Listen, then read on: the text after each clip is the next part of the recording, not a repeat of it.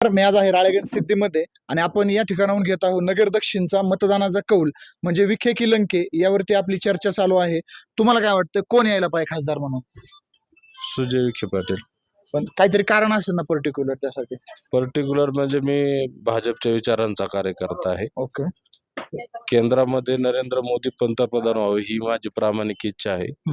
त्यानंतर काही काळामध्ये महाराष्ट्रातला पहिला सौर ऊर्जा प्रकल्प ज्याने शेतकऱ्यांना सकाळी 6 ते 6 वीज मिळते, तो देवेंद्र फडणवीस मुख्यमंत्री असताना पहिला प्रोजेक्ट राळेगण सिद्धीला झाला. आणि महाराष्ट्रात सध्या हे राळेगण सिद्धी हे एकमेव असं गाव आहे का तिथे शेतकऱ्याला सकाळी 6 ते संध्याकाळी 6 वीज मिळते. काही अशी काम आहेत, त्यांची आयडिओलॉजी मला त्यांचे पटते. त्याच्यामुळे माझं प्रामाणिक मत आहे की नरेंद्र मोदी पंतप्रधान व्हावं.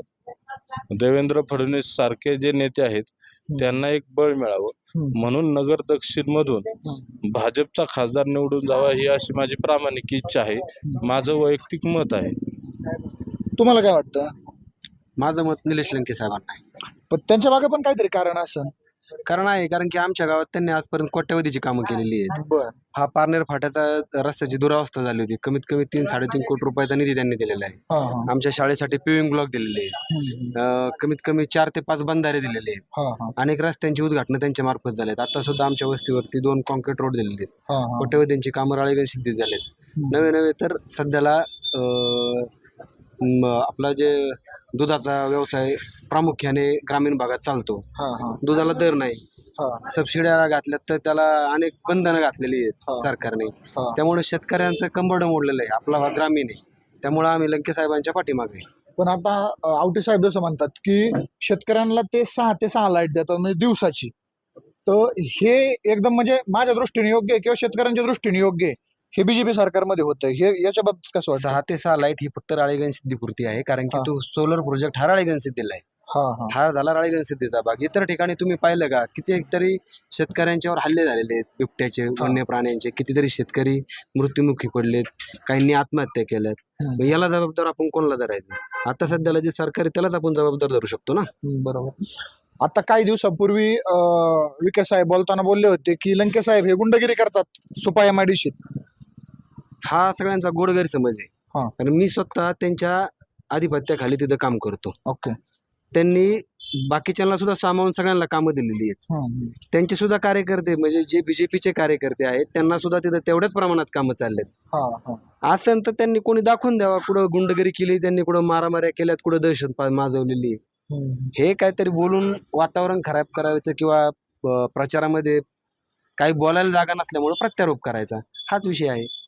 वाटतंय तुम्हाला हे बरोबर आहे? मी मगाशीच सांगितलं, निलेश लंके जे राष्ट्रवादी शरद पवार काँग्रेस म्हणजे राष्ट्रवादी काँग्रेस शरद पवार साहेबांच्या ह्याच्यातून उभे आहेत, ते 4.5 वर्ष ह्या तालुक्याचे आमदार होते.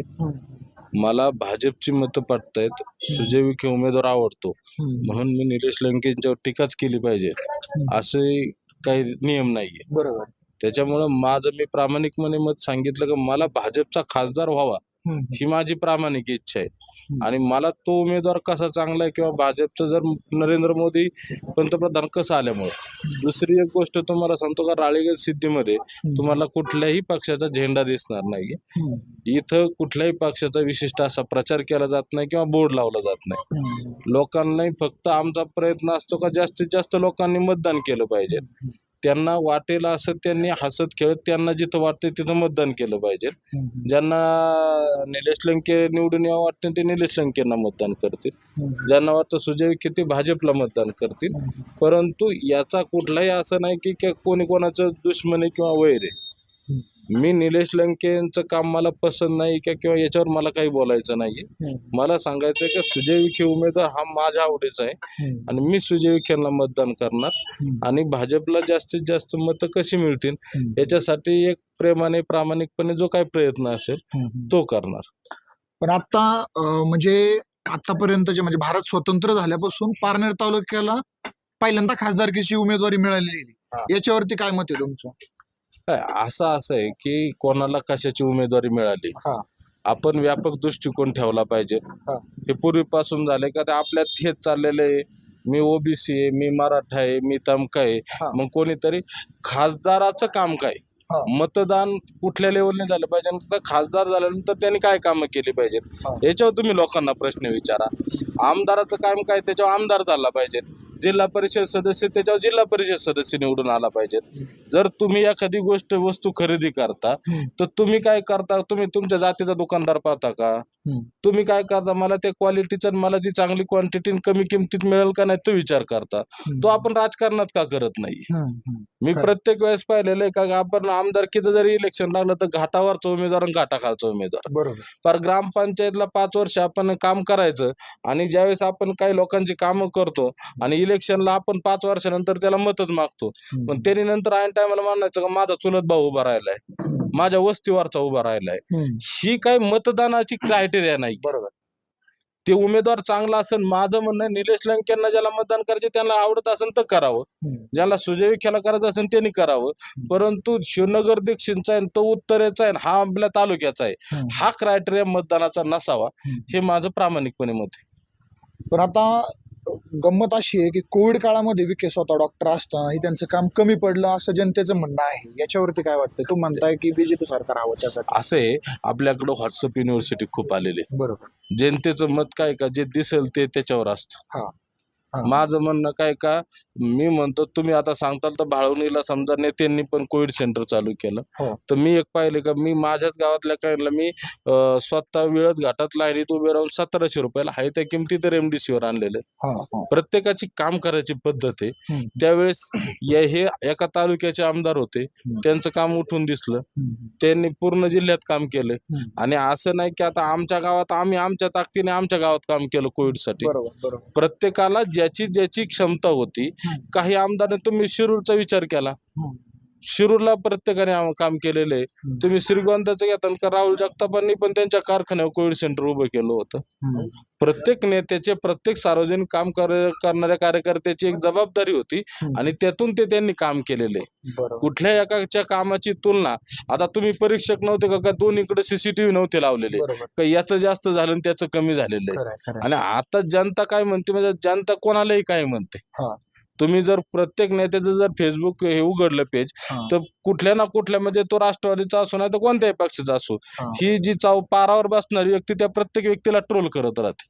खरंय. त्यामुळे माझं असं मत आहे का, ज्याला ज्याची मतं पडतील, उलट तुम्ही असा आग्रह केला पाहिजे का आपण मतदान कमी करतो. म्हणजे जर तुमचं 60% लोकांची जर मतदान झालं तर 40 मग तो एखाद्या नको तो उमेदवार निवडून येतो. खरंय. त्याच्यामुळं असे जे तुम्ही सोशल मीडियावाले आहेत, तर लोकांनी जास्तीत जास्त मतदान कसं करतील, त्यांनी जास्तीत जास्त मतदानातून लोकांना त्यांचा अधिकार कसा मिळेल.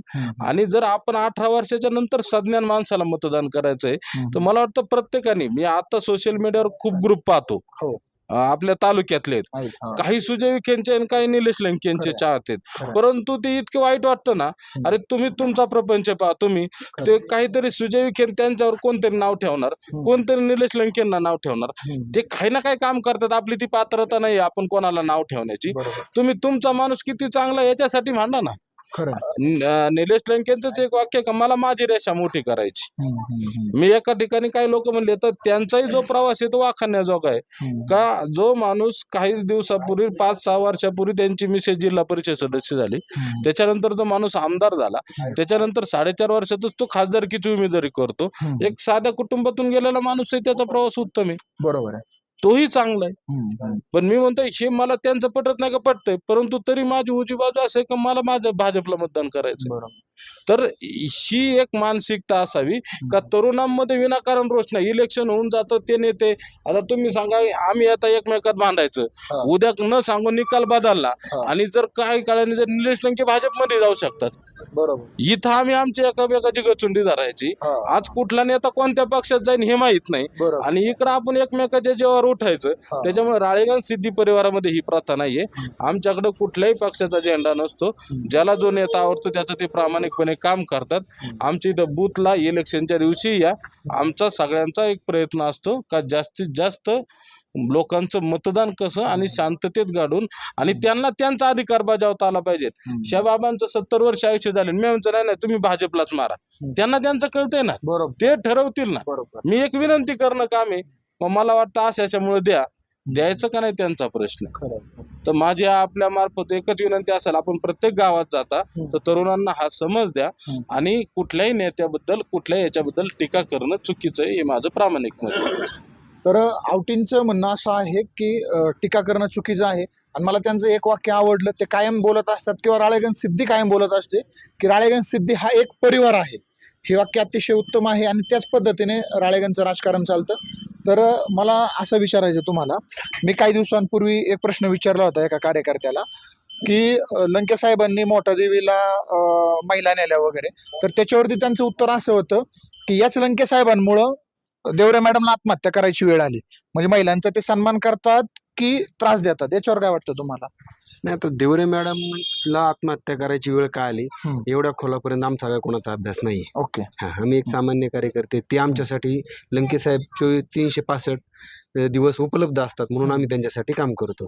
आणि जर ते एवढ्या महिलांना देवदर्शन घडवत असतील किंवा त्यांचा आदर आम्ही बघितलेला आहे महिलांबद्दल काय ते, तर देवरे मॅडमची काहीतरी चुकी असेल आम्हाला असं वैयक्तिक वाटतं. बरोबर बरोबर.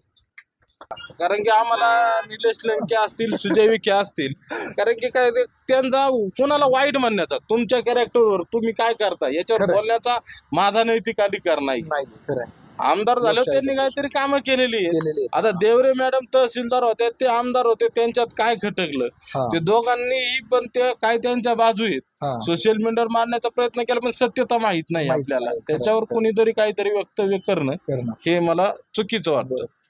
कोण व्हायला पाहिजे नगर दक्षिणचा खासदार? अहमदनगरचा विचार सोडून द्या, हे आदर्श गाव अण्णांचं आहे. बरोबर. अण्णांना कुठल्याही बाजूनी कुठल्याही प्रकारचा अपशब्द वाईट असं त्यांच्या कानावर पडू नये, असे इलेक्शन व्हावं. बरोबर. देशाचा विचार केला तर मोदी शिवाय पर्याय अजिबात नाही. 60-70 वर्षात काँग्रेसशी काही केलं नाही, काँग्रेस काही करू शकत नाही. काँग्रेस हे नाव सोडून द्या, पण जे कोणी काम करत होते त्याच्यातलं खालच्या लेवलला, जिल्ह्याच्या लेवलला कोण खासदार, कोणी कर्तबदार असेल तो कोणी असावा, पण देशाचा जर विचार करायचा असेल, देशाचा एकूण आज आपण कुठल्या लेवलला आहे आणि कशामुळे आहोत याचा ह्या सगळ्या मंडळींच्या लक्षात येणार नाहीये. पण मोदी हा निस्वार्थी माणूस आहे, कर्तबगार मनुष्य आहे. सहज विचार करायचा जर झाला तर 10 वर्षात बीजेपीच्या लोकांच्यावर किती खटले भरले, किती ईडी चालल्या. तर कोणीतरी म्हणतं बाबा हे चालवतात.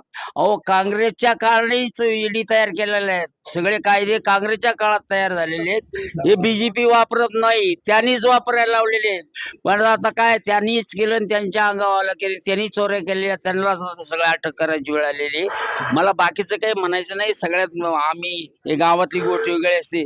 मी एक साधं उदाहरण सांगत असतो. 2 मित्र होते, एक बीजेपीचा होता, एक काँग्रेसचा होता. संध्याकाळच्या वेळी दोघं संघ गेले फॅमिलीच्या वेळेला, त्यांची कुत्री त्यांच्या संघ.